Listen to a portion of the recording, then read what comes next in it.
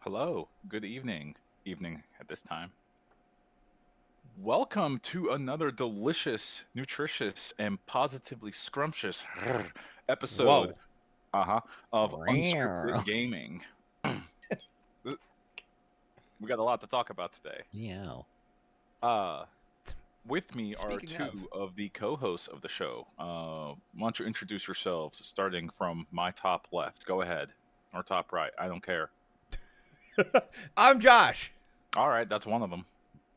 He's Josh, Excellent. Oh goodness. That's and Mike. I'm Mike. He's Mike. Hello. God. All right.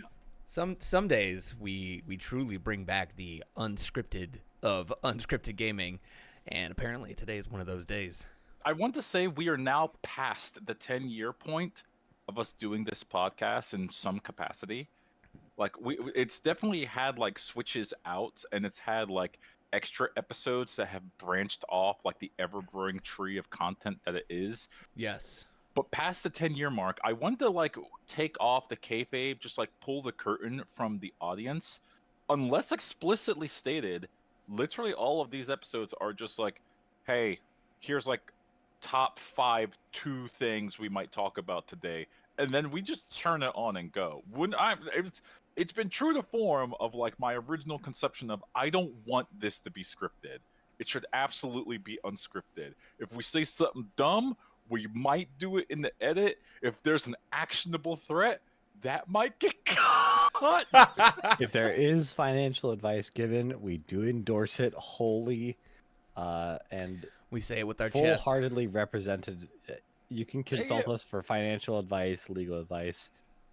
Anything we say is actionable because it's true and correct. Say it with your Parody. chest. Parody. Parody, Parody. parody, Parody. parody, Parody. Parody. Parody. Cancel, cancel, cancel. It was humor In Minecraft. At Roblox. in Minecraft. All right, so guys, there's two big things. First of all, this is the Game of the Year episode, which is awesome. These are fun. 2024 GOTY. Yep. A great year for everybody. It was a great. One for the history books, definitely. It was a great year. It was an okay year for games. There were some bangers. No, I think it was decent. Pretty I think good. it Pretty was good. decent. I Yeah. feel like. I mean, feel was like, it? At least games had a good year. Yeah. So we're I feel talking like though about that. I played more game time in 2024, but I played fewer titles in 2024 than I did in 2023. Like when I was putting my list together, I was like, I don't know that I was almost worried I didn't play enough new stuff this year. But last year, I think I had to whittle down from like 10, 15 titles to get to the 5. So, yeah, I don't know. I did a lot of exploring in my list, and there were some games I had to cut off, like you're not making the list. I have a pretty decent list though of my 5. Mike has a pretty decent set of 4 games plus Destiny that he picked. I don't even have to look at your list. I just know you did that. Now we don't know. Anything could I be wonder on what there. 2025 is going to look like once Mike can't put Destiny on this list. I think there's going to be a Destiny release then, but we'll talk about it. We'll talk about that later. Okay. Perhaps. Or Or not. It might not be on there at all. You don't know. Bungie might implode. They're working on it. We'll talk about that. Yeah, we should. First things first, we should talk about. Let's start off with some relatively happy news, because why not? Yeah, Nintendo just said like, "Hey, everybody, Switch 2. Here's what it looks like," in a 2-minute marketing video, which I thought that marketing video was like actually perfect. I commented that on Blue Sky. Very I was like, Apple. Very Apple. yeah, very white background. Here's what it looks like. It's going to be 28% bigger than the current Switch. It has 2 extra buttons on it. The Joy-Cons might, Josh, contain yourself. The Joy-Cons might have Hall effects. If they don't have Hall effect joysticks, if they're not Hall effect joysticks, I'm gonna be so upset. You're going to be in the news. I went to an event today to do some volunteer work because 2024 and 23 and 22 and 20. Anyways, political action work. And while we were waiting for other people, I brought out my Switch and we started playing Smash Brothers. And I swear to fuck, right there in front of God and country, as me and some boys were trying to play some Smash Brothers, we watched it drift on the screen, and we're just like, yeah, man, this system's great. It's really cool that we could just play Smash anywhere, but this sucks. This actually kind of sucks. I did rock in the video that they're like, oh, you want to see these Joy-Cons drift? And then they do, They're- like, Tokyo style. That Yeah, was fun. yeah. Like, you, you you, can put that song in right here. You hope it's a bit of a wink and a nod of like, we hear you, we see Very you, but funny. also knowing Nintendo, sometimes I'm like, maybe they're also just really tone deaf. They are a very tone deaf company. Yeah. I'm excited for the Switch 2. I have some concerns. So for me, two things. One, I'm going to be very interested to see how secure that magnetic locking mechanism is. Especially thinking about, like, I have children who may or may not want to grab the Switch, and like I can see that not being fully secure, or feeling like if I'm I'm in a session, like, I don't know, I'm curious, but I also think that the connectors on the Joy-Con ports are going Kind to of snap. hanging out there. They're going to snap. Like, they could have done pogo pins. Like, everybody does pogo pins. It's so easy, and it's I bet here. Oh, go ahead. No, please. no. finish your thought. I'm very concerned about the robustness of that connector, especially knowing that Nintendo probably isn't gonna like make repair parts for that easily accessible to, like, your average Oh no, home obviously. user. No. So No. If this was Microsoft making a console and they had those connectors just kind of hanging out there, I would say, yeah, that shit's gonna snap off when you look at it wrong, obviously, because Microsoft has a history of kind of sometimes cheaping out on parts. But the fun fact: did you know Nintendo, as part of their rigorous R&D testing, they drop tested the Nintendo DS Lite on concrete 10,000 times from a height of 5 feet to simulate a child dropping it, just to make sure it would never break. And I don't know about you guys, but my DS over here still works. Like, I turned it on after it was off in standby mode for 15 years, and I flicked the power button on, and it left right off where I was playing a game of Man. Final Fantasy. Like, I'm That not is concerned impressive. about Nintendo hardware, honestly. I think They really don't make them like they used to, you know. I think they still do. Like, okay, Joy-Con drift aside, and don't worry, I'm not trying to like sweep that under the rug. I think that's really shitty. I've dropped my Switch a couple times on carpet, mind you, and it's still kicking. It's fine. Now, it's not like a Switch Lite or anything, like a solid unit. I think Yeah. a Switch Lite is like way more durable. I don't know, Josh, you have one or two of them, don't you? Yeah, I have the OG Switch, and then I have two Switch Lites. But they're for my children, so they are still in cases, but they're pretty rugged. Like, they feel solid.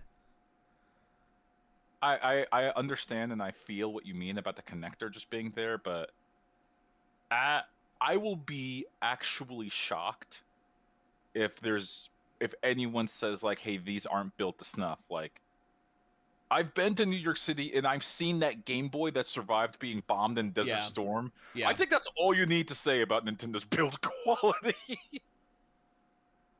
Yeah, I have confidence in the brand, but it is just kind of hanging out there. So Yeah. Yeah. I'm, And the main I'm kinda with Josh. concern with that is, like, it's just out in the open. You got it in your dock. It's on your entertainment center. A animal walks by, a child, gets a little rowdy and knocks it over, and it hits the right angle, and that thing snaps, and it's like, oh, now your console is unusable. So I'm hoping that's not the case, but I think the bigger screen, bigger hand size, like, in general, like, I think that's really good decision on that. It'll be interesting to see how it feels in the hand, but it definitely, they're clearly getting some inspiration from a lot of the handhelds that are on, the handheld PCs that are on the market right now. So, yeah, I'm very excited. I am glad that they recently announced that there will be another. They announced the direct in what, like April, but then they announced April something. 2nd. Yeah, they announced something else in February, like a week later. So, you know, we won't go too much longer without a lot of information. But I would imagine that, you know, a lot of games, Metroid Prime 4, are probably going to be available for the Switch 2 at launch. Remember when Metroid Prime was announced when the Switch, like months after the Switch came out? Yeah. Okay, imagine the like embarrassment of like your game gets announced and it misses a whole console generation. That shit happens. I know it happens, but it's so weird it happened to like a Metroid game. Like they, I think don't. they've done I'm gonna. I don't think the game that is now is not the game that was. Oh, no, absolutely not not. even a little You bit. know, No, if no. that make- Yeah. Yeah. Kingdom Hearts 3 has some notes. Oh, I forgot about that. I don't know why, because I actually own it and I played it and beat it, and I think it's because this day I'm still disappointed with it. Well, Like yeah. it still ended on a cliffhanger. Like you don't get to do that. You're not allowed. You don't get to be delayed 10 years and then be like, come back again. We'll see you I'm next not. time. I'm not. I think that's the angriest I've ever been in a video game. When they did that, I was like, "You're not allowed." Anyways, You didn't earn it. I don't need to relitigate the ending of Kingdom Hearts 3. It's split. It's split the community. Some people are like, "This is great." I'm like, I will fist fight Tetsuo Nomura if I see him in It's public. on site. Anyways, On site. to Mike's thing about the drifting Joy-Cons thing, apparently, rumor has it, you're supposed to strip off the Joy-Cons and they become a Nintendo mouse for the Switch. I don't know how to feel about that. That feels like... Sure.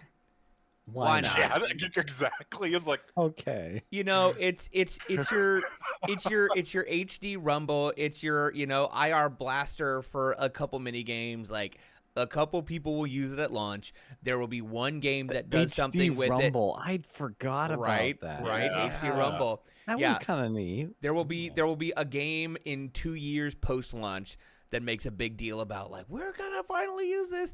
And then if they have a, you know, if this Switch has an internet browser, it'll basically just be used to, you know, navigate porn. So yeah, that'll be what sure, it is. absolutely. just like the Wiimote did way back when. The true and DS. Mm. I did not know kids were doing this, but apparently it was just a huge thing that kids use their DS to like look at porn when their parents weren't looking, and that I find that hilarious. I mean, I you had unrestricted access to the internet. Like, what do you That's- expect? That's so funny. you know, okay, this reminds me. Sometimes I've gotten TikToks of people with their DS like recording concerts, and Oh my gosh. somebody what took it to like a Weezer concert during Buddy Holly, Mhm. and it just getting the speaker, the DS speaker is just fighting for its life. And the only thing you can hear is the guitar of like the me and it just gets completely blown out. That 1 watt speaker just like doing everything so- that it can. It's so funny. It's just like, God bless the person bringing their Nintendo 3DS to the Weezer concert and then being despondent that they didn't get any street passes when they got home. You know, because no one else does that. All right. Unironically, bring back Street Pass. That was Like, fun. Stop fucking Make it- around, make Nintendo. Make it, That little Those are Mii alright. adventure game that you got, depending on how many Street Passes you yeah. bought the monster. Yeah, that shit was hot. All right. It used Bring to it be a back. country. You know, we used to have things. We just have things. Speaking of have things, back to what Josh said. I do like when Nintendo always like puts in this hyper specialized one thing that like 2 developers ever will utilize. You have like a serious question to the both of you. Either one of you actually own the game 1-2 Switch? Nope. No. I had some friends when I was living in California. They bought it and they told me that they really liked it. And so I said, that game looks like trash, but it is a party game. Bring it out. Let's all play it together. Yeah, let's try it. And I was right. It's absolute trash. It is not fun. And the small little like features that it makes the Joy-Cons all use, it's like, that's good for a lark, but this doesn't work. I do- Like it I do fundamentally think- I doesn't work. miss what was the name of that?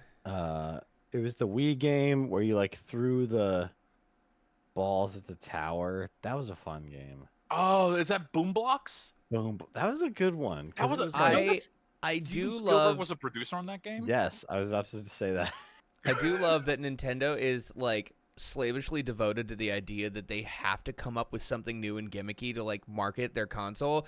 Like they can't just be like, "Hey, here's the Switch 2. It's a little faster and it's a little bigger." They're gonna be like, "No, we made it into a mouse. It's amazing. That's why you'll buy it." And it's like, "No, I've The been back waiting." is now a hibachi grill. Yeah, Thank you, I've just Nintendo. been waiting for a less Thank you. shitty. I want to run Tears of the Kingdom at more than 5 frames a second. Please just give me a bigger okay, slow down, processor. champ. So- Well, every console always launches with some feature that is so hyper niche that it just fades into the background. Like PS5s. Okay. Someone that used to develop games on the PS5, there are specific features of the PS5 that we were forced by Sony to make that we knew nobody was going to use. Like if you the go guides to the and PS5, stuff. huh? With the guides. Yeah, the guide cards. We were forced to put that in the game, and we were like, no one is going to do this. But they will dead your game, and they will not let it pass certification unless you make it, especially when we were making an open world game, for every single important story point. That is hell. But yeah, Sony does that. Just like Nintendo, everyone has a stupid gimmick. Microsoft's stupid gimmick is they make a console. That no Wow. one wants to buy. Dang. But Well, I say that because this is a soft transition to like Phil Spencer is on note saying, I congratulate Nintendo's president, and Xbox will be here to support the Switch 2 every step of the way. You know, I keep saying Microsoft is not making a console in 7 years. I'm bumping that down to 5. They don't give a shit anymore. They're done. It's over. You'll get Xbox fanboys. Tim Dog. Dude, you're I'm getting telling one you, more. they threatened it before. We will get Game Pass on the Switch 2. Absolutely. Not a doubt in my mind. yeah, that feels right coming Yeah. from gaming's most cucked executive. I see that. I see the vision. Wow. Checks into a hotel room. Oh, this is for me. This lovely chair. This is just because Mike said that. Y'all remember when Phil Spencer closed down? Yes, I'm blaming him specifically, exclusively. Tango GameWorks, the studio that made Hi-Fi Rush, before like saying like, we support all of our big brands. By the way, we're shutting down this really awesome game Right. studio. What a And- nightmare. As retaliation, the community found Phil Spencer's base in Fallout 76 and nuked it. That's amazing. Bring back bullying, but like in a good way, not a bad way. but, like, there needs to be like a little bit of bullying in the seal world. of approval bullying. That is You great. know, Okay. like the wide awakes kind of bullying. You know what? You know. you know that what's kinda stuff. not cucked though? What? Unscripted Uh-oh. Gaming's Game of the Year 2024 list. Wait, we got one more thing. Before that was a smooth transition, but we got one more thing. Before we get to the games of the year, we need to do like an acknowledgement, and I think it's important. To all brothers, sisters, and everybody in between. There was a survey done at GDC 2024, and some people absolutely couldn't believe it.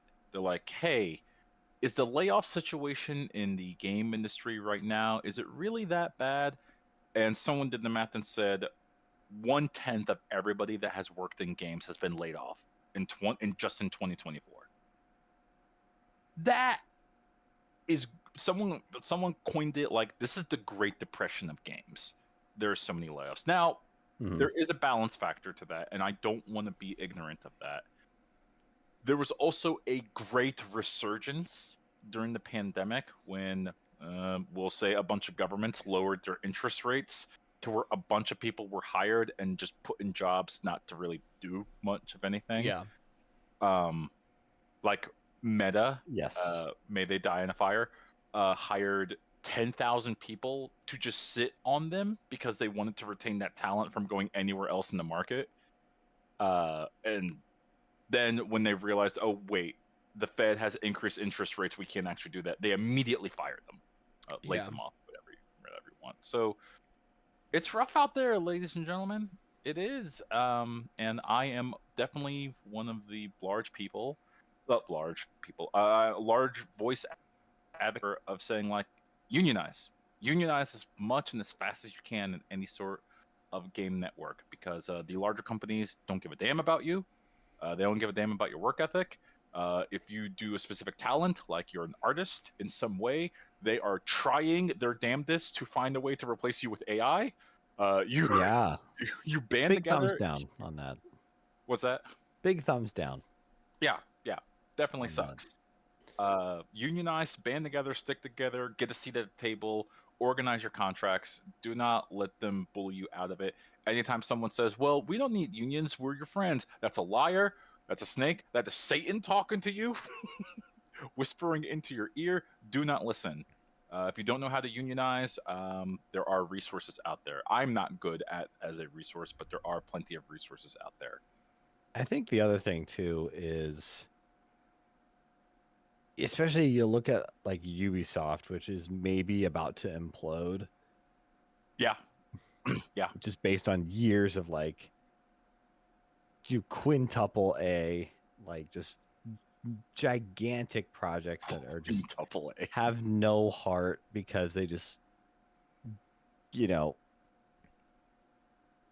just get split into like the work of like 10,000 people across every single time zone. And not to say they're not all hardworking people, but it all becomes like your ability to like personally define something out like with in those circumstances and like really have vision is just completely eradicated by like how games get made these days, especially at the scale and like the type of investment, right? It's like a Mhm. game like that kind of game cannot take risks Yeah. or or frankly do interesting things at the end of a certain thing.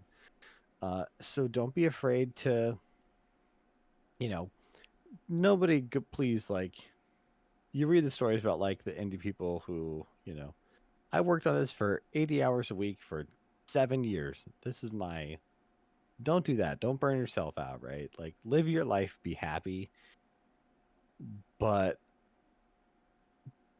I think like expecting the like triple, quadruple, quintuple A type of games, I just don't. I think they are hard to really. Uh,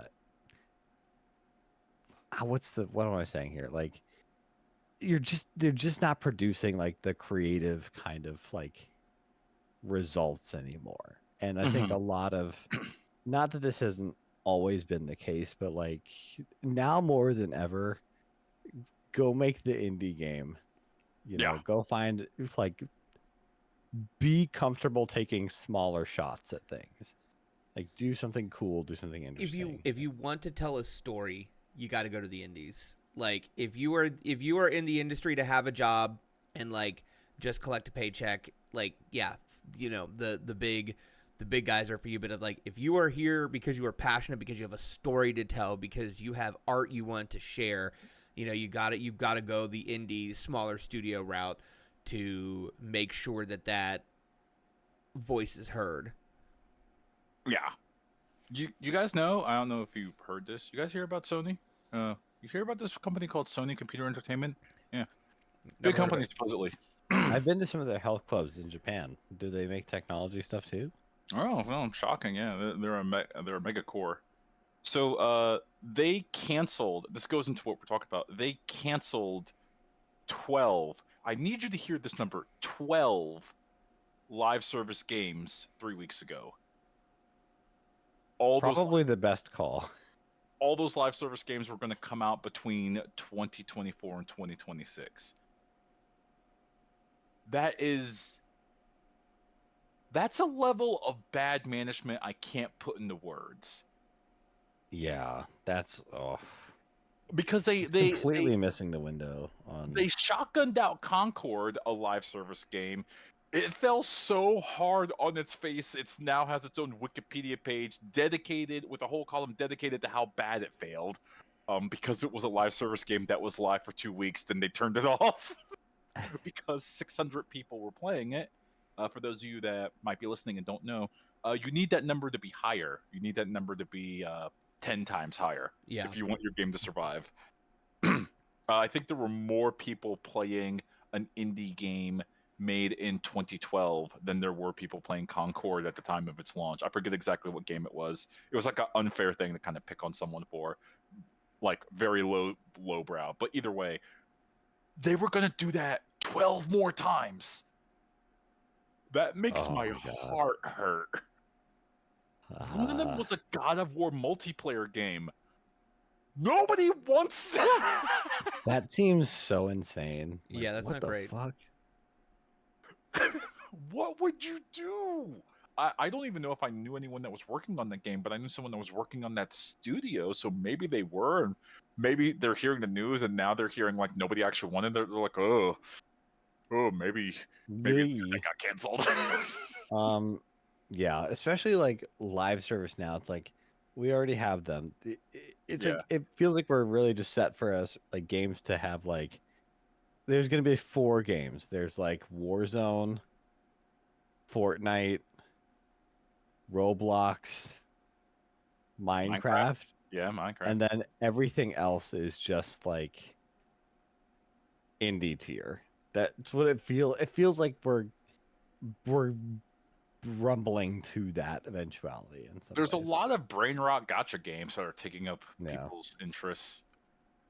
So there's that, I guess. Do you need big pixelated beautiful waifus, I guess, on your phone screen? Go gamble on that. I mean, Josh over here like, you put it that way, Amino. Please tell me the name of these strange games. Yeah, what? Yeah, tell me the name of that app so I know to make sure it's not on my phone. I download every app I see. Yeah, so I want to make sure I don't download that one. Please, get the busty. I go alphabetically in the App Store. Oh no, that's disgusting. Where is it? Anyway. Now we should probably talk about games of the year, just to acknowledge that, hey, it's a little bit rough out there. It's getting a bit better, but it's still a bit rough out there. Who wants to? You know what? Well, real quick, before we get started, so we are gonna go through our games of the year. Here is our obligatory. We are going to not, give away every single thing, but we will probably have to talk about spoilers on some of these games. So if there is something that you hear and you're like, oh, I want to play that, just skip forward a couple minutes and then go to the rest of the list. But yeah, there will be some spoilers ahead. We will do our best to not get everything, but it does. We're also grow up. It's fine. Wow. What's that? Fine. Grow up. Wow. Oh my God. Mike, be nice. Mike. I'm a spoiler toxic. Okay. Yeah, you are. If it's good enough, it doesn't matter. That's not true. It is true. Next Wait, we don't have time for this. We can't do not have time. We cannot start this fight. Okay. Okay. I'm gonna get at number 5. Where are we starting? 5. Ray, you start. I will give an honorable mention. This didn't make the list. An honorable mention to the game. What was my honorable mention? Did I write it down here? Unscripted. Bruh. It was Rogue Flight. Yes. It is a Star Fox like roguelike game. Wow, it's really hard for me to talk about that, but they very much where they're like, hey, we really like Star Fox 64. We've made a whole game a lot like it. I really respected it. It didn't make my game of the year list because honestly, you could beat it in 3 hours. You could beat the entire thing. It's a roguelike, but the game makes no bones about what paths to take if you want to see the true ending of the game. And once you see the true ending of the game, it's like you don't really have a reason to play it anymore. So didn't make my list, but honorable mention because it's an indie game and I paid $20 for it. I really, really, really, really loved it. Really liked it. My actual number 5 is also an indie game. It is Animal Well. Uh, it gets on the list because it is a Metroidvania style game. I know people are trying to retire the term Metroidvania and they're going towards search action, so I'll do that. It is a search action type of game where you play this little brown blob with eyes, and it goes on a little adventure to try to, I thought the entire time while I'm playing it, escape the world that they're in. And the game uses very, very little text. There's almost no text in the game. It's just kind of asking you to just figure out where you are. But the platforming in it is really tight because it's a platforming style game. And your attacks are, unlike in other search action style games, you don't have a sword like Alucard from Symphony of the Night. You don't have an arm cannon like Samus from Metroidvania. One of the most useful weapons you find is a yo-yo. Honestly, it's super whimsical. It's super cool. It's horrifying at times. Yeah, I was gonna say this is also one of my honorable mentions. Okay. And if only I haven't spent enough time with it. Because I fell down a hole and got sent back to the beginning of something I spent like 20 minutes trying to undo. Oh I was no. like, okay, I'm good for now. So Yeah. but I need to get back to it. But yeah, like the ostrich, like you hide in the hole, and then the ostrich head when comes fucking down the goes hole. down. Like, hey, yo, Yeah, it very starts good. gesticulating its neck to try to get to It's you. like it's very funny. That sounds terrifying. It is. It's crazy. It's also terrifying because of the music that they play. There's a very low horn. that You they're are playing. prey in this Huh? game. You are not a predator. Yeah, yes. It's a really cool game. If you like that style of game, I say give it a shot. Don't be afraid to use a guide. There are 4 different main puzzles you have to solve. On one of them involving the dog, I absolutely used the guide and I said no. What I don't know what you want me to do. And then when I read what it wanted me to do, I said, "Cool. This is why I have 2 monitors. I'm gonna do this." I played the rest of the game without the guide, but yeah, that one part. Really, really good game. Mike, since you talked last, what's your number 5? Sure. A couple of quick honorable mentions for me. I'm gonna put College Football 25 on the honorable Ooh. mention list just because it's fun to have the college football games back after they figured out how to compensate players for their hard work and brand identity that they generated for the university. And advertising money that they produce for extremely powerful broadcast networks. Finally, the student athletes, are being compensated for that. Once they figured that out, they could bring the freaking video game back, folks. So it's really fun to. I have not spent as much time with this as I wanted to. But I've been doing a little bit of like the dynasty mode, and there's nothing like the pain of you calling the correct play, your quarterback hitting the correct throw right as he's about to get sacked, and like your freshman ass receiver hits him right in the hands and he just fucking blows it. There's nothing more painful. Like this is the absolute like, and you're like, I think I'm like North. What's my school? I'm North Texas. I get the Green Machine. So it's like August, so it's not an important game, but I'm just like, oh, you fucking, what the fuck? You're letting your school down. You're letting your family down. And then like you go into all the recruiting stuff, and you're like, okay, do I text this high schooler to come watch this game that my receiver blew? Because like, oh no, I flew out this middle schooler to watch this game, and we're losing by 3 touchdowns at halftime. It's just all the storylines that kind of build out from that are super fun. So that sounds fun. happy to have that back. My number 5 though is a little it's a live service game that I've enjoyed for some time. It's called Destiny 2. Specifically the Final Shape expansion. So this is this is a complicated year for Destiny in a lot of weird ways, because the expansion, because there's two parts, right? So you have like the core expansion and then like the seasonal stuff. And the core expansion, I think, is, I mean, Lightfall was kind of a disappointment, as discussed previously. And you probably heard about it just in the the zeitgeist. the zeitgeist, the public forum. Of You Destiny. gave Lightfall Game of the Year 2023. It was in your top 5. Well, it was on the list, but I like Lightfall. I thought it was All right, fair enough.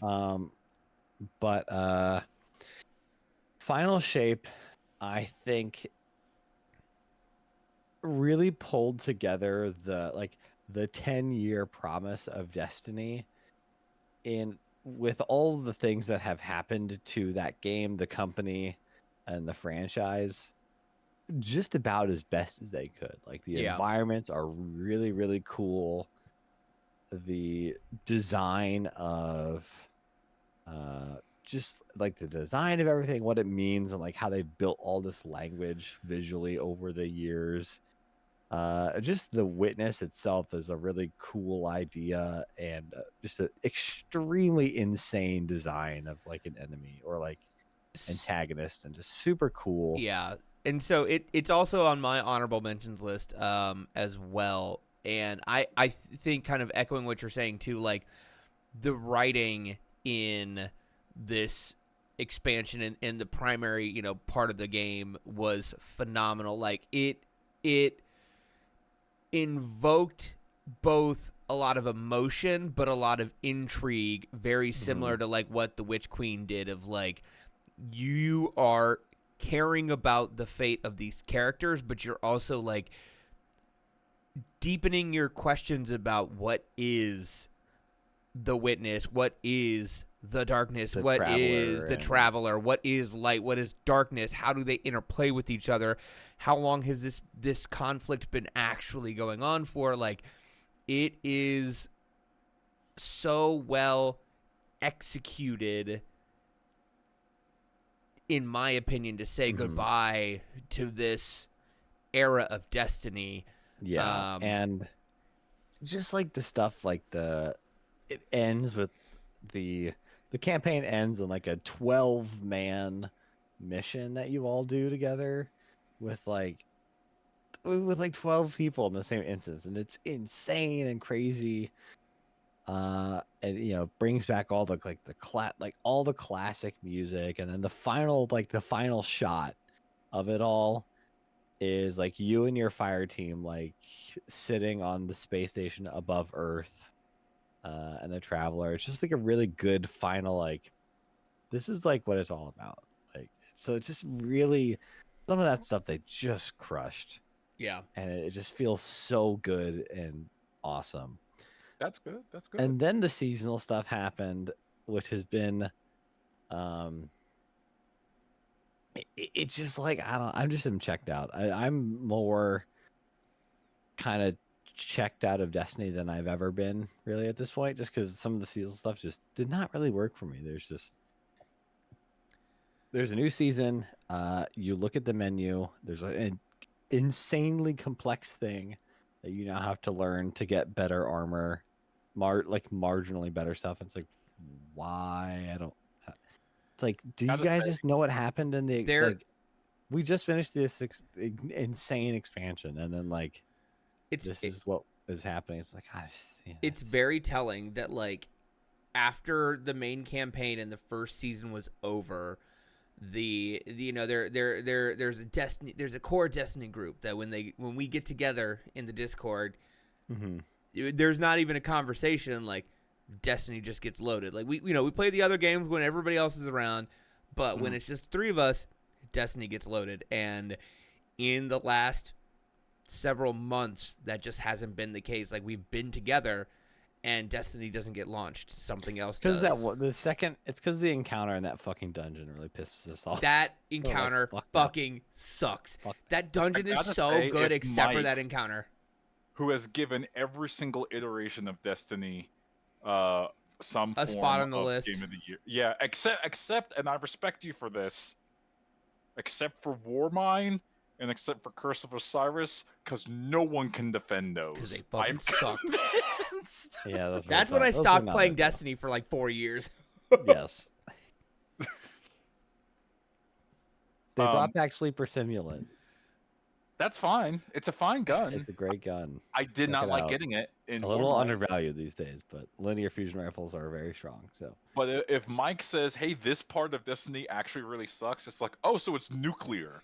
This is the Chernobyl of Destiny." yeah, you know, I'm a little bit of a Baghdad Bob when it comes to Destiny. Baghdad Which is a Bob. very probably crude kind of reference to make, but the player numbers are down. The vibes have just generally not been good because, again, like we talked about before.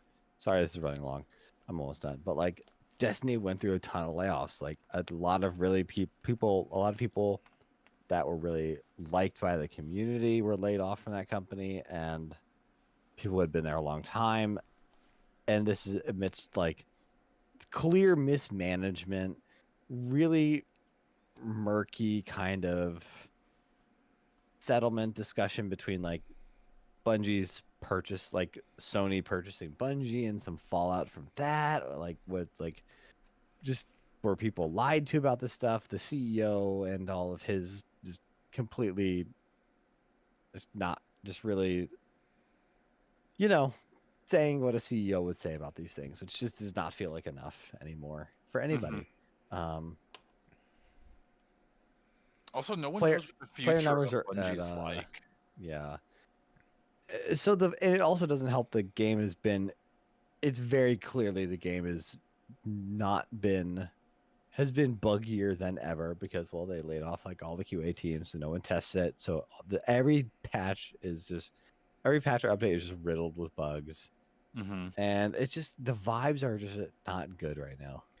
Yeah, so everything as after the good core as product Final feels Shape hollow. is, like, Yeah. that's the thing is like Final Shape I would want to put higher on my list, honestly, just because to even get the crazy 10 years of Destiny, to land it into as strong and like, damn, they really did that kind of conclusion that they end up doing. It is Plan the narrative is insane. it is I hard. just wish the rest of the game Yeah, it is hard to put into words how good the Final Shape campaign proper is, but it is you cannot divorce it from the full ongoing service and the seasonal stuff, like, and you cannot separate it from that. And yeah, for me it's exactly that is why I like cannot put it on the actual list. Like, it was very impactful. It's one of the most impactful things I played this year, but I just can't put it on the list because of the other stuff that brings it down. the Destiny piece done. All right, we did 20 minutes just on the honorable mention. Number 5, go Mike. No, That was my number his 5. Oh, Let's that do was your number 5. 5. Oh, okay, good, Yeah, good, it's your good. turn, Josh. All right, so that Destiny 2: The Final Shape is my honorable mention. Real quick, dishonorable mention to The Legend of Zelda: Tears of the Kingdom. Fuck that game. Fuck everything about it. I can't believe I waited so long for it. Fuck it. Wait a minute, that was last year. Wait, are you just like? So coming in- here's my He's a thing. hater. I didn't play it Dyed in the wool. 2023. Still I hating. waited until 2024 because of Okay. life and children and whatnot. And I was so hyped. And you guys were like, it's amazing. It was so high on your list. I'm like, oh my God, I'm so excited. And then I played it and I'm like, this game fucking sucks.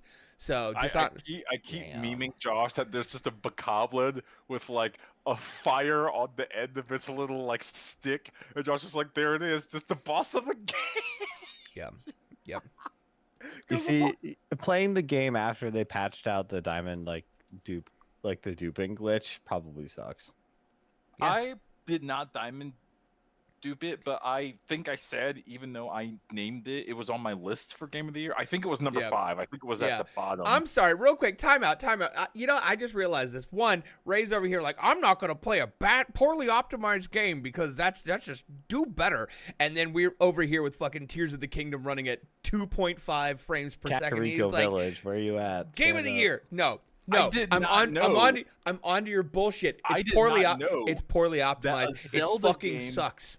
released by EAD1, the cream of the crop of Nintendo, that they would shit out a game that said, like, when you hit one button, your frame rate goes to 12. They knew exactly the hardware. There's one hardware that it can run on, and it runs poorly. It's inexcusable. It's fucking, I'm not gonna say it's criminal, but it's criminal. Anyway, the fact that everybody fawned over this fucking dumpster fire of a game I still think it's a good game. pisses me off. I hate it so much. Dishonorable mention. Fuck that game. I cannot wait to show my son Tears of the Kingdom. Number 5. The last 2 minutes of that game made me cry. So It's a really good game. It's not. The final boss fight is a Dark Souls boss fight. That's it's the freaking problem. baller. It might be a good story. It's not a good game. If it runs at just on the hardware, the only hardware that it can run on, at 2.5 frames a second when you do a activity, that's not a good game. It's so bad. It's inexcusable. It's so fucking horrible.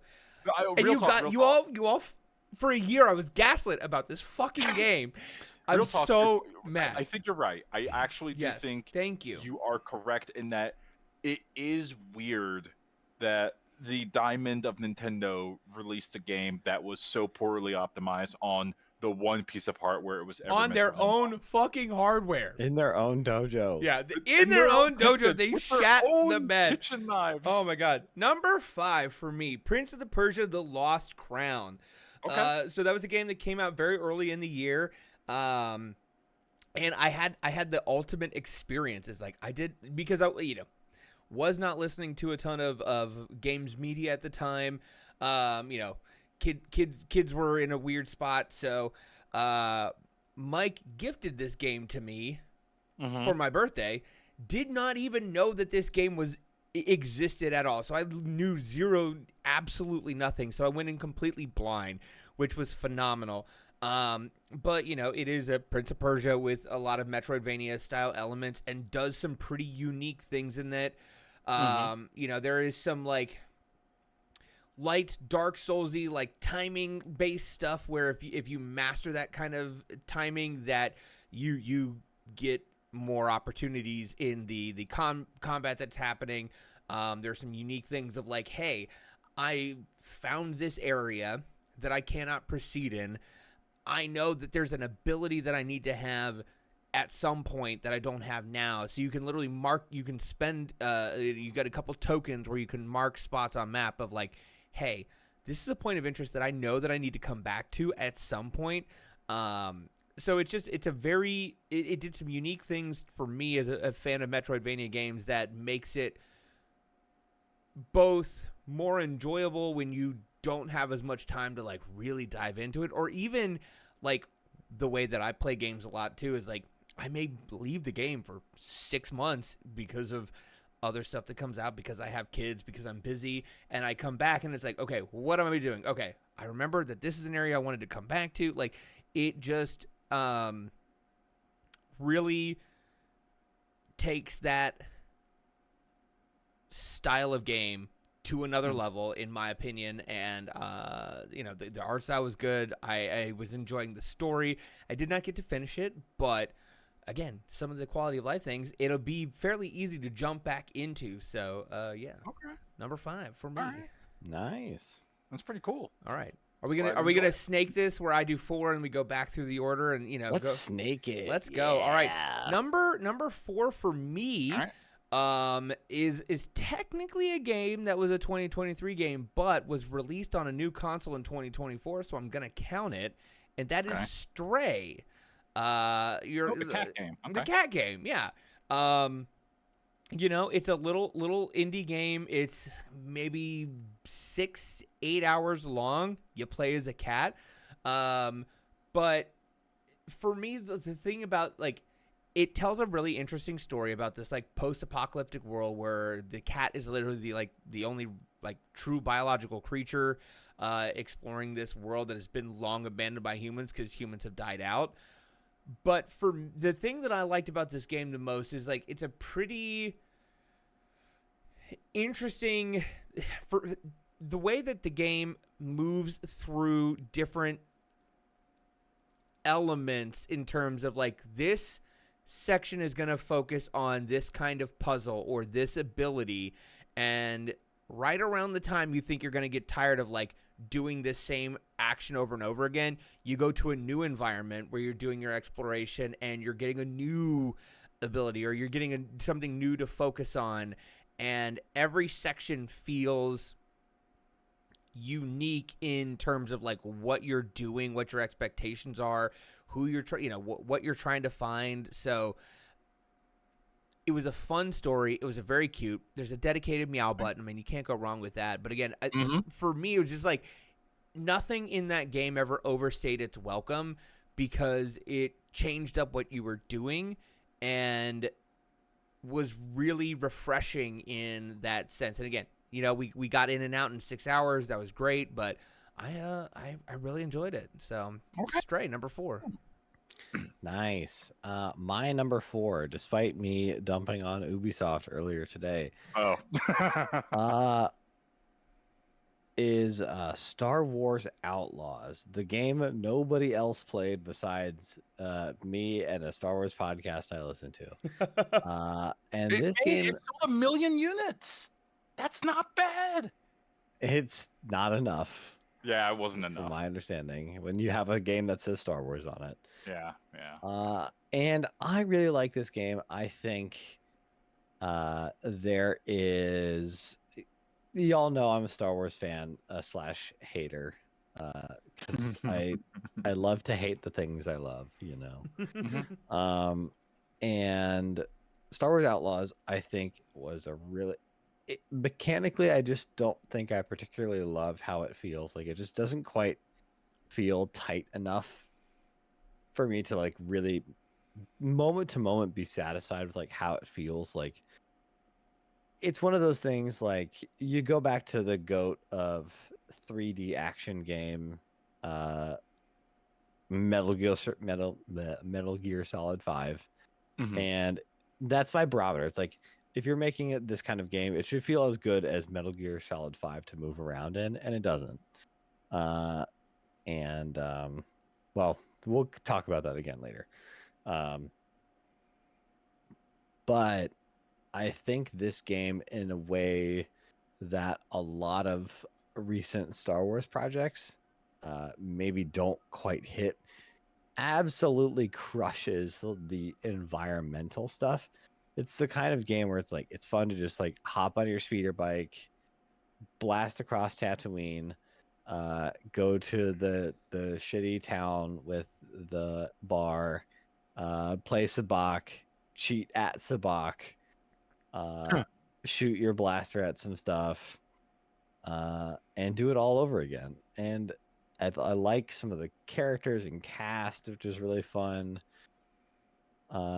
You get a couple of little teases here and there of what's going on, kind of like the main storyline around this time. Like, it's set between Empire Strikes Back and Return of the Jedi, right in there, because for some very specific and obvious reasons, that's how it's set then. But I really like the main character. I think they really do a really good job of like, because this is about like pitting the underworld like groups against each other. So like, the Hutts will hire you to do a job against the Pike Syndicate, but halfway through the job, you'll get a call from the Ashiga clan to like, hey, if you backstab the Hutts, like, you'll get favor with us on this too. So it's like fun, like all the push and pull of all the different factions and the goodies you get, and then backstabbing, like, it builds all of that in. And then you have like the rebellion and the empire like way, way, way above that. So it's fun to have all that stuff feel kind of like so distant and so big, despite it being like the main focus of like the Star Wars movies. It's a really good like plays in the extended universe space in that way. Where it's not just like I'm doing the thing the movie characters do. It's like it's very distant from that, which is really fun. And it really feels like a good breath of fresh air. The environments are just pitch perfect as far as like good Star Wars Yeah. or like good fantasy space stuff. It's a heist game, so I your favorite type of genre, a heist. Yeah, we love a heist. And Is it Mhm. is it good because it is Star Wars, or if you took this same game, stripped out all the Star Wars, like you'd still like have fun? Like is it a good Star Wars experience, or is it a good experience that happens to be in the Star Wars universe? maybe that's a good question. I think that's a good point because it's a great Star Wars experience. I don't know how much it would really If it would land, if it were like just random, if it was heroes like and villains, kind and of Space whatnot. heist game. non-IP space adventure action game. Yeah. I don't know. Which I how mean, much for of me, it. that's not necessarily going to sway one way or another of like where I'm at. But I'm just curious of like, for me, like Andor is a good example of like this show would be great if it wasn't in the Star Wars universe. But like there are Right. others where like it doesn't make sense if it's not. You tell this same story. You do the Bad Batch, but not with Star Wars characters. It may not land as much. So I'm just curious if that's where Yeah. that kind of falls. That's a good question. I think it's like my answer to that is somewhere in the middle where it's like I think you'd find something fun, but like It this is is- definitely if you're aided not- by being if a good you're- Star Wars experience. yeah, this is not a game I would recommend to somebody who's not a pretty big Star Wars fan. Okay. It's interesting you mentioned that, Josh, because of the fact, and this is me going full hater mode. It's just where I am right now, because of the fact it says Star Wars on the title of it. That made me stay away from it as a game, because I am burned the f out on Star Wars. Like, yeah, I know when Disney bought it, their goal was like, okay, there's a lot we could do with this, and my God, they've been trying to do a lot. To They the point, accidentally did something with interesting with Acolyte, and they're like, "Oh God, not again!" and then immediately crushed it. Great That- stuff.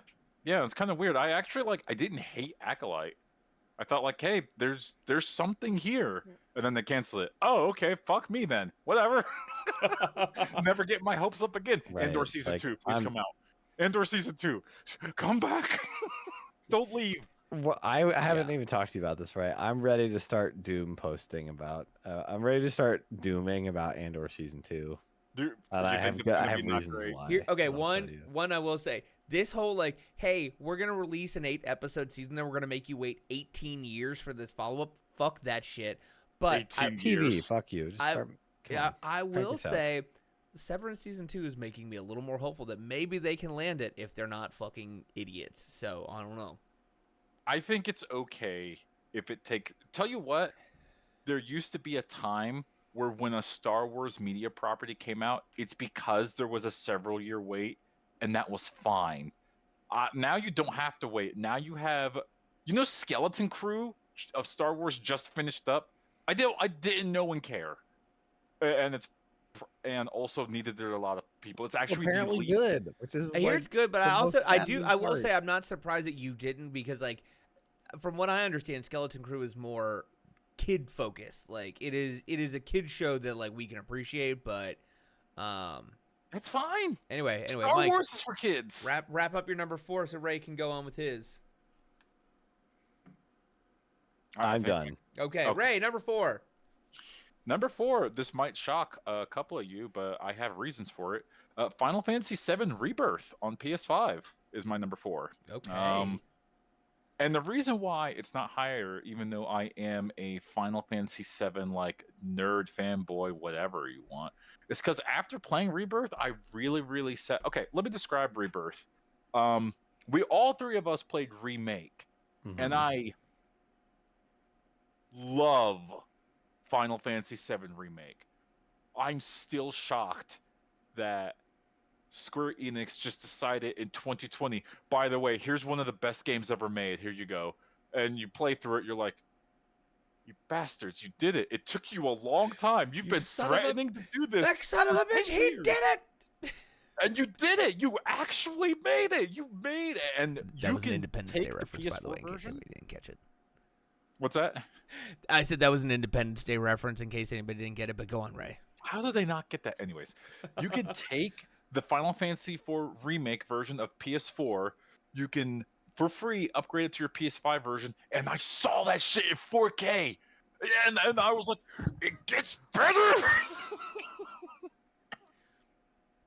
I showed my friend Alan it when we were making a game together. Me and Alan have worked at different studios together, and we were talking about like graphical engines. I was like, "Have you seen FF7 remake on PS5?"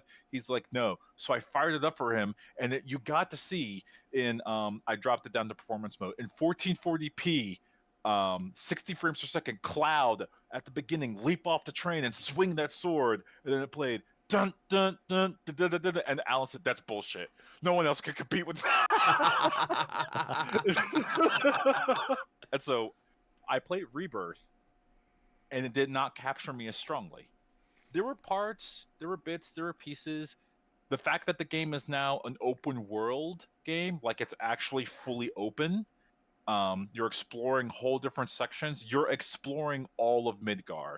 You're exploring all of Junon. You're exploring all of Nibelheim eventually. Like big giant open worlds. You can get chocobos to explore the worlds. You get vehicles. You get this is hopefully not a spoiler, especially since I know Josh wants to play it here soon. What's the name of that guy that runs the gold saucer? Okay, I will say the gold saucer area in the world, so good. It's so good. And they I took my headphones off for a second. It's fine. I missed it. they rehired Nobuo Uematsu, who's now a freelancer, to redo the music in Final Fantasy Rebirth. My boy never lost it. It's still good. It still bangs. I got the CD of it right there. All of that's great. It's too long. It's just way too long. I started to lose the tempo of it. You could beat Final Fantasy VII Remake in about 40 hours. This one will take you 100. It's too long. Yeah. Oh no. I took Oh, 100 no. hours because No. I did every single. No, Stop. Josh is pissed off. Oh my god. 100 hours means a different thing when you have several children, you know? It does. It does. That's a months. multi-year commitment. That Yes. is Let me correct myself. It- It took me 100 hours because I did literally every Okay. single side quest in the game. I ain't doing left that. no stone I ain't doing that unturned. shit. I'm too old for that shit. I ain't doing that Yeah. no more. It will probably take you those 60 hours. It's still not a short game.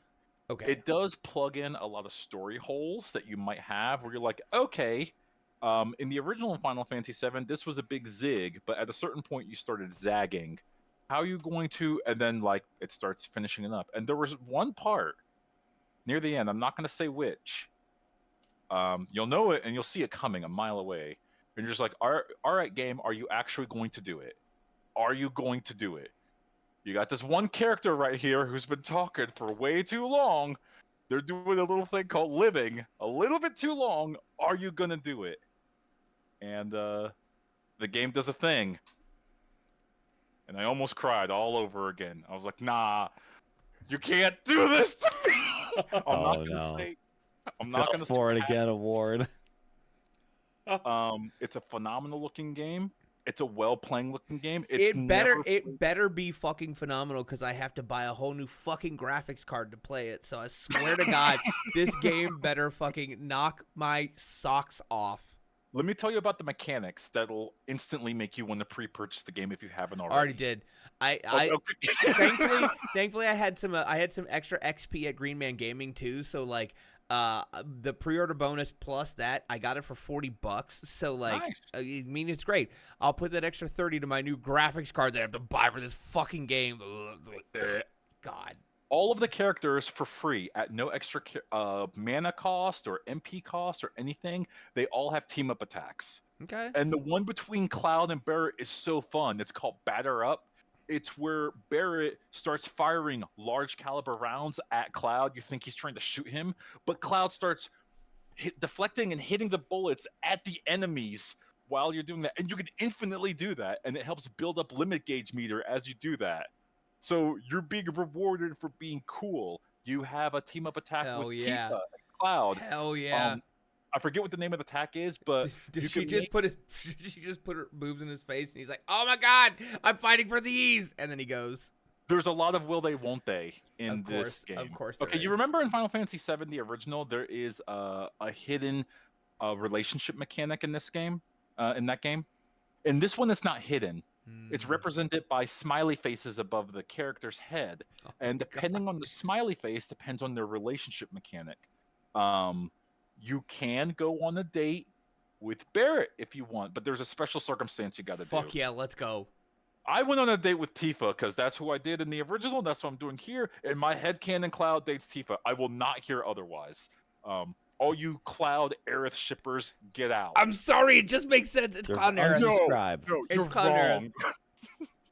Anyways, one of the other team up attacks was you can make Tifa jump on Cloud's sword, and he flings her, and then she does a spinning kick at Sorry, the what? enemy. Yeah. She what? Just jumps on his what? She His sword. You said what now? Wow. His big sword. It's girthy. It's great. It's Subtext? honest- Question mark. It's a phenomenal Okay. game.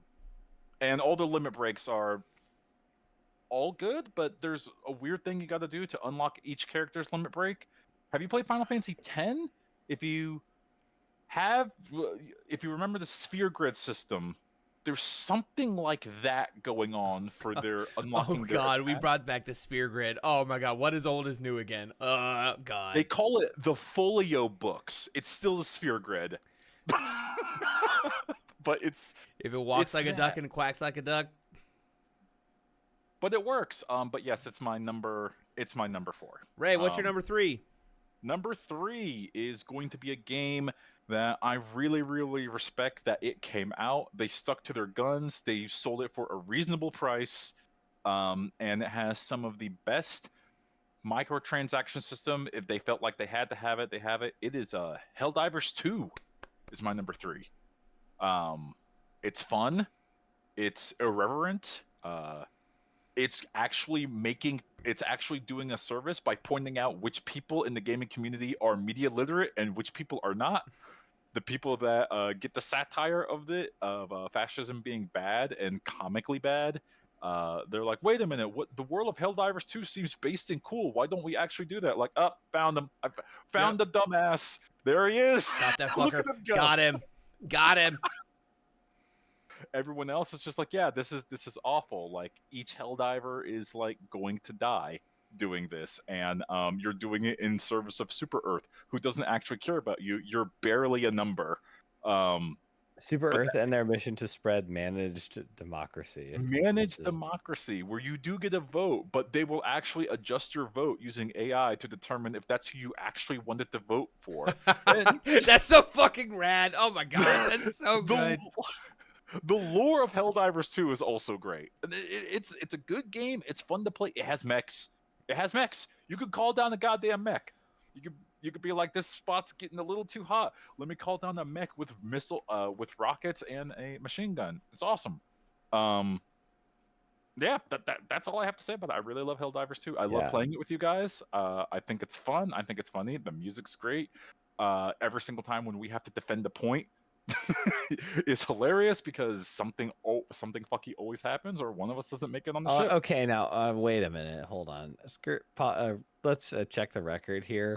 Okay. My number 3 game is also Helldivers 2, and Oh, Ray, nice. you need to learn something about warning people you're gonna throw shit and You have throwing 3 it seconds. farther. Okay, everybody has the same countdown time for their stratagems. You gotta throw that shit farther, buddy. You cannot be throwing those things where you do. You gotta fix that. That is too close every single fucking time. You gotta change that. I'm sorry. Every single time, I reel it back and it's leaving my fingertips. Guys, by the way, there's a stratagem. What? Boom! Air burst. Every time. You throw that shit right at your feet, sprint for 2 seconds, and then tell us Like 0.001 seconds before that shit annihilates us all. I think And then what you I don't res us for 3 minutes. It's like, I what are we think what I doing here? love about the airburst is how like instant it is. You cannot see it coming. It's just comical. It's so funny. the hammer of God strikes the earth. But yeah, I also love this game. Again, the movement feels really good. It feels like Metal Gear Solid 5, which every Yeah. game should. It just again, the humor of it all is very funny. Like they do a really good job playing it like straight faced the right way, which is really good. Just so many good little one liners here and there, and like the community efforts and like how the battle is always changing is fun. Or like the galactic war is always shifting.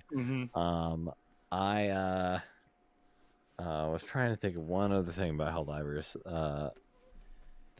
Yeah, it just really is just a neat little game. I really enjoyed it. Yeah, I think that's my Helldivers piece. Josh, what is your number 3? My number 3 is a little game that came out fairly recently that has taken our group by storm. That'd be Marvel Rivals. This is shocking because we did a whole podcast about how if you uninstalled Marvel Rivals today, you wouldn't care. So now it made number 3 on your Game of the Year list. You're like, upon re-examination. No. I think again, I do think that both of those can be accurate. I am very much enjoying my time with Marvel Rivals. It's a fun game. I still have the feeling of like there's something missing from it that I would like to explore Overwatch again to try and find, but that's not where the zeitgeist is in my friend group right now. So like I'm having fun with my friends. It's a good game. It's the game that right now we are currently all we basically just launch without like confirmation. Like when everybody's together and we're like, oh, we want to play something, Marvel Rivals just starts launching.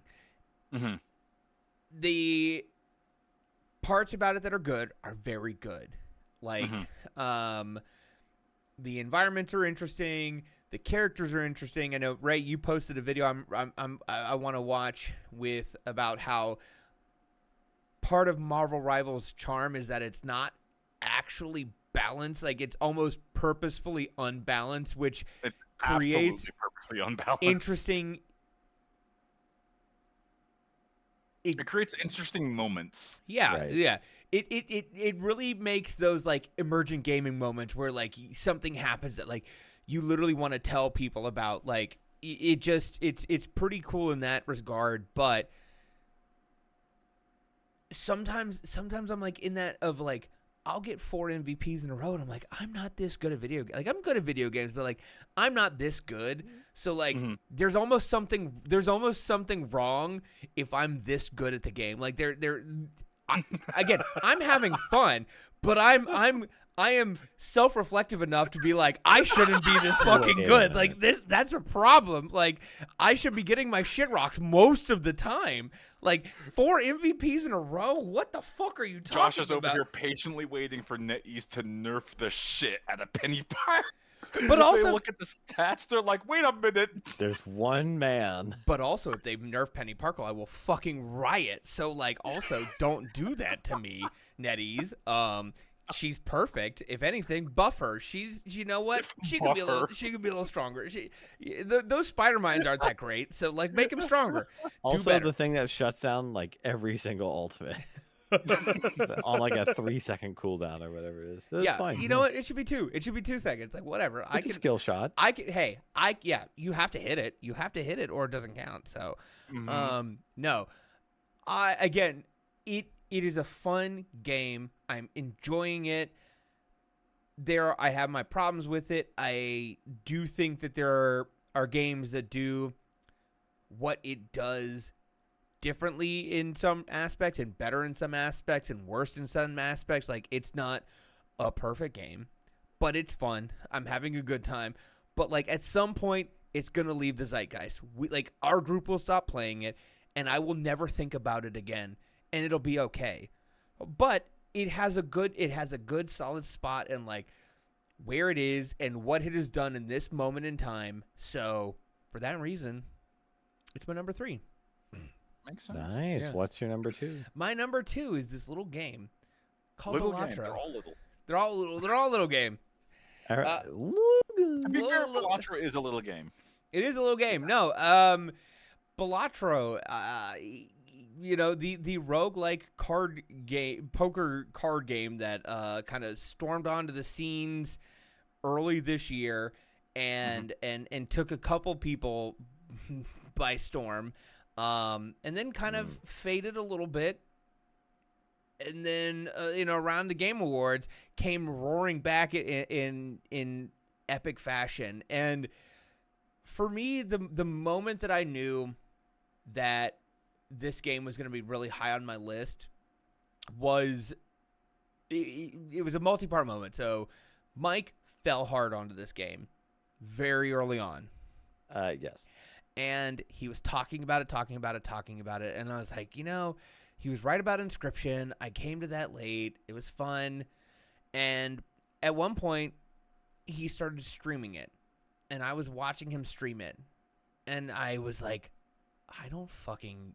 what is happening? Like, he wasn't playing at a particularly high... Like, you'll see some folks on, you know, X who are way into the late game. Doing things that, like, mere mortals could Scientific never... notation. For Yeah, Chips they one. don't even fucking comprehend what's really happening. But like Mike was in like late game, pretty normal stuff, and I was like, I don't really understand what's happening. Like at least when I watched Inscription happening on screen before I started playing, I was like, I don't know the mechanics, but like I see what's like going on here. But I was like, I don't really like. It just looks like it's kind of like playing poker, and I don't really get it.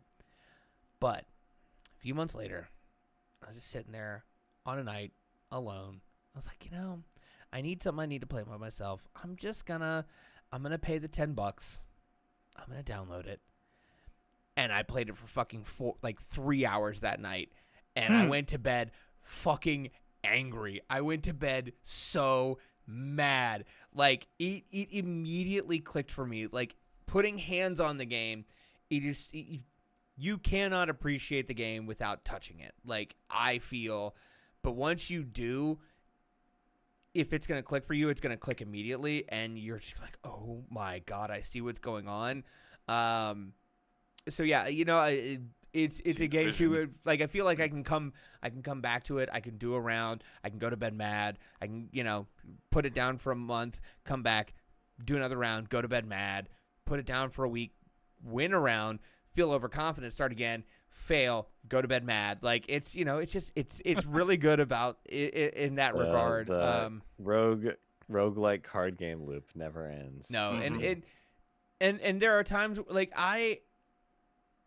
even when I feel like I know I'm being beaten by RNG, like I never feel like it is unearned or unfair. It's just like, oh shit, you know, that's cards sometimes. Like it does not feel it does not feel artificial where, you know, sometimes you're gonna run, you lose in the second hand because you like try to be aggressive and you really fucked up, and then other times you get to the last and you're like, God, I'm just not getting cards. But like if you've ever played poker, sometimes like you're just not getting the cards you want. It just happens. So it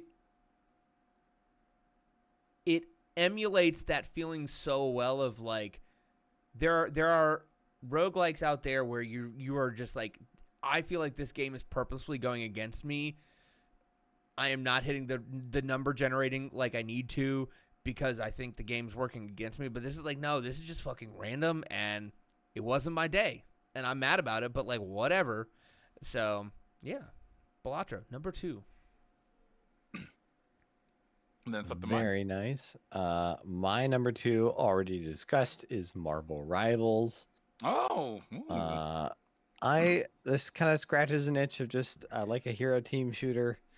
You know, I think I agree with Josh that I feel like it does not quite have the mechanical precision of Overwatch that you really appreciate when it's not quite there.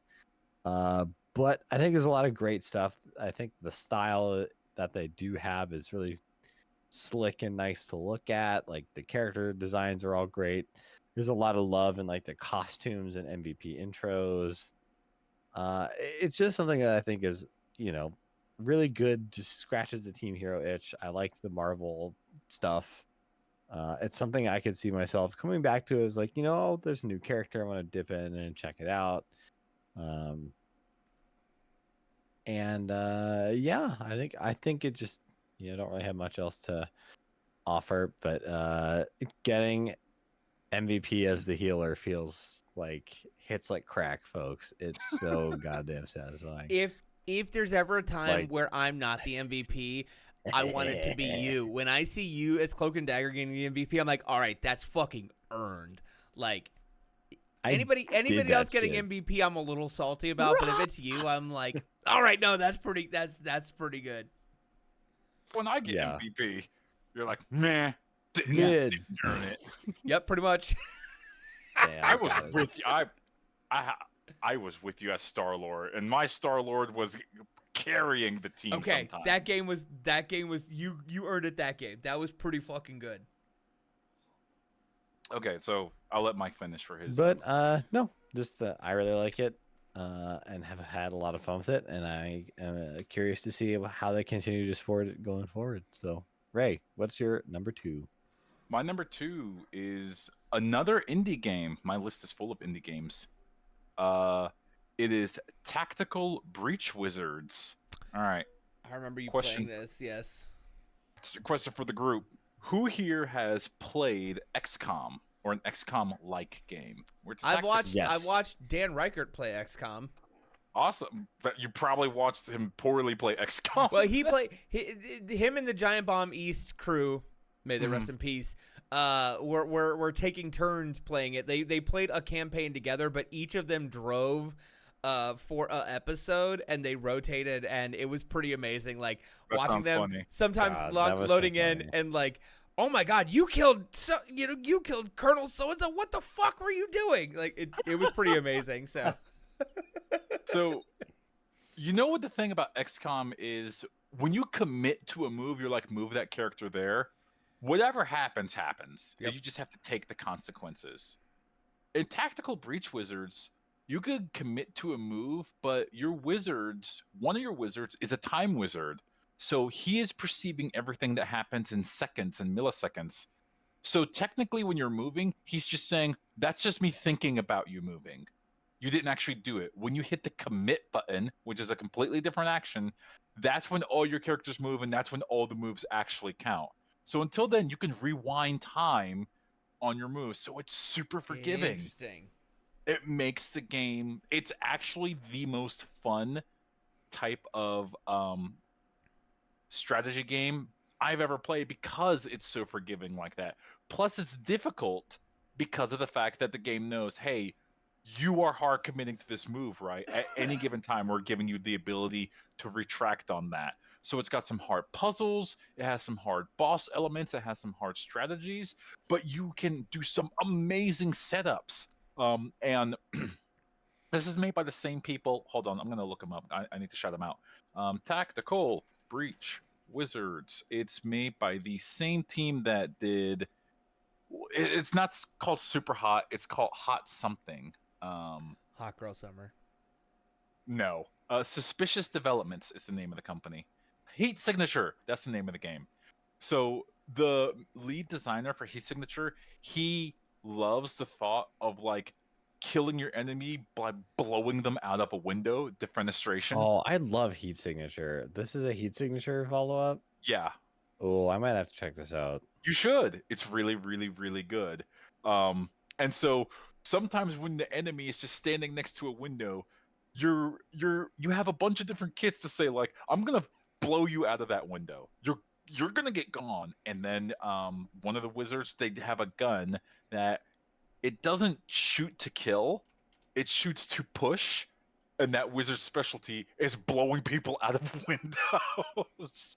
Another wizard specialty is just setting up Overwatch. So predictive Overwatch, where they explain I'm using a time quantum loop so that if I see an enemy walk through that door, bam, I instantly shoot them and knock them down or knock them dead or hit them for like 4 or 6 health points or whatever.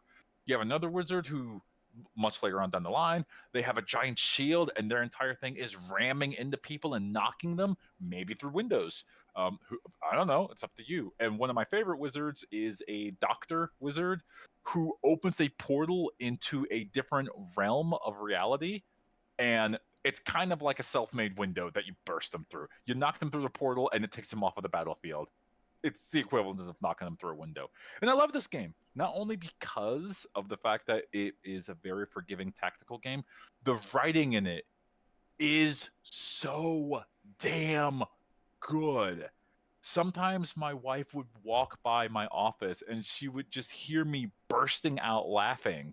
There's no voice lines in the game, it's just text. But damn, is the writing in this game good. I can't give it up more than that. And once again, it's another indie game on my list for just $20. You can sometimes see it on sale for 15 or 10. Highly, highly, highly recommend it. It's not long. It takes you like 11 hours to beat. There's a lot of content in there. There's a bunch of bonus content, and it goes very quickly. Each little round or match or setup takes about 20 minutes each, something like that. And there's a very long overarching story about like. Actually, you should play it. You should play it. That is my number 2, Tactical Breach Wizards. I really loved it. Right on. And what is your number 1? My number 1 game has already been mentioned a couple times. My number 1 game is Balatro. That is, for an indie game made by one person, that is one of the most mechanically sound video games I've ever played. All of the user interface interactions with that game is pitch perfect.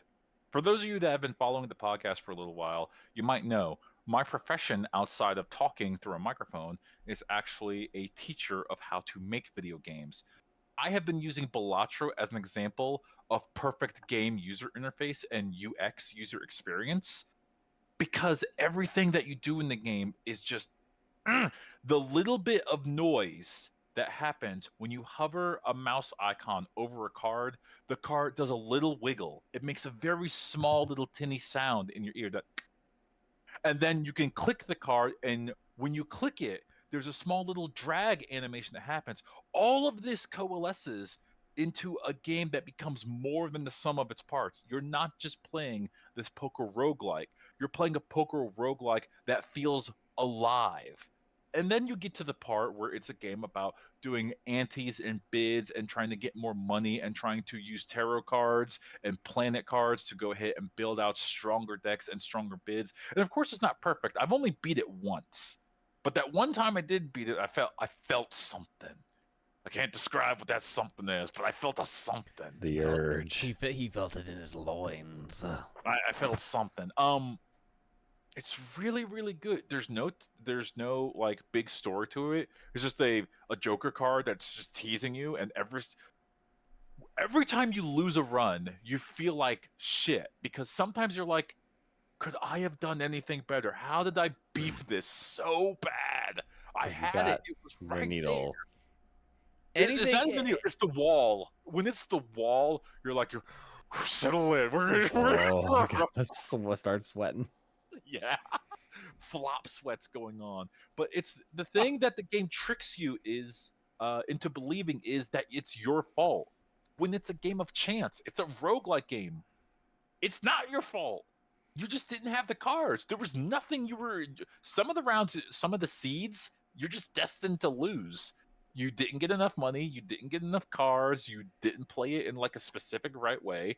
And the game tricks you into believing like, well, maybe if I do it right the next time, I'll just hit one more round and boom, there you go. You fell into its trap. It's a delicious trap that the game sets. So any game created by one person and charges $20 for a game that's so the love and the design and the craft that is in this game. Also, the music that plays in the background, it's just one song, but it's so catchy. That song has haunted my dreams.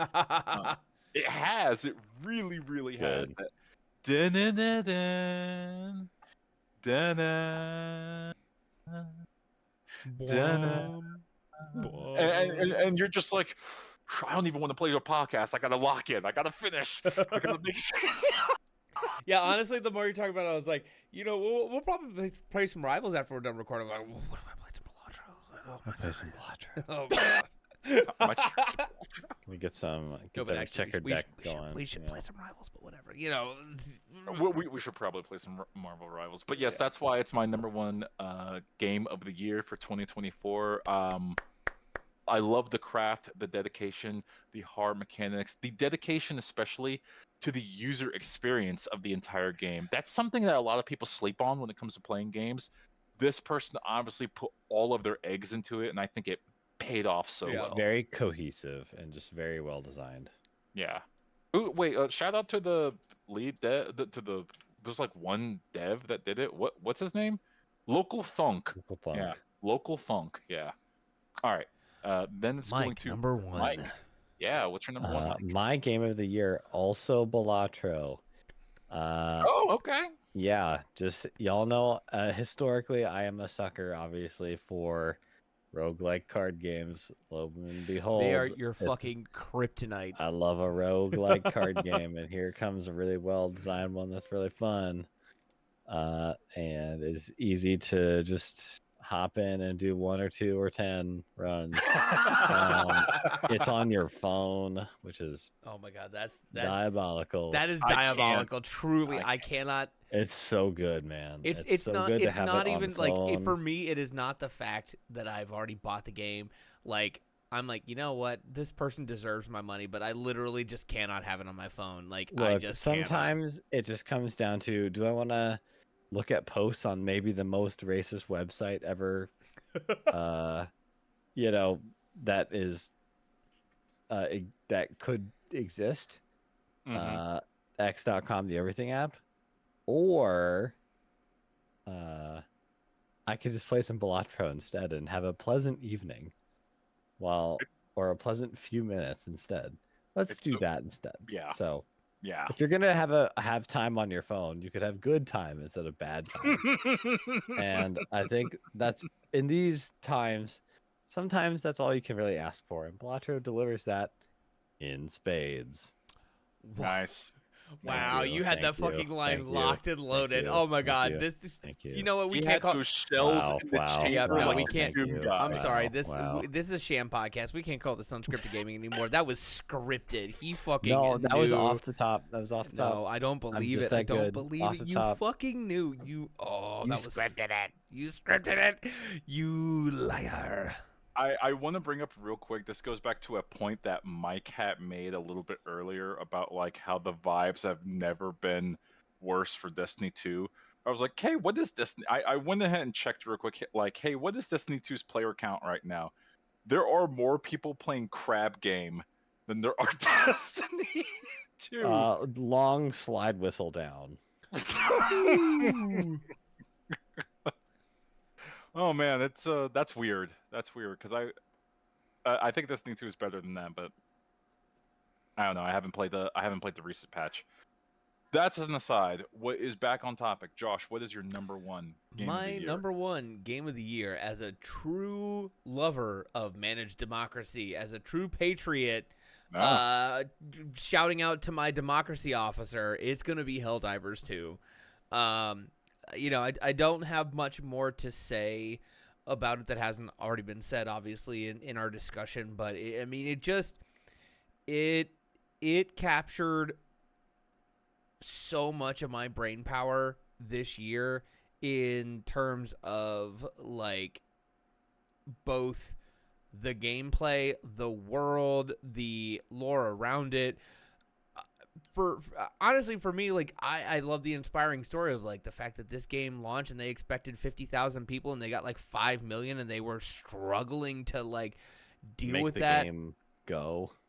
DJ Khaled suffering from success. Yeah, So true. but I do it speaks to the quality of this game and the passion that it was developed with, when it would have been very easy and very likely that other games that caught a cultural moment like that, but everybody who tried to play it couldn't, was just like, you know what, we're gonna abandon, we're gonna go.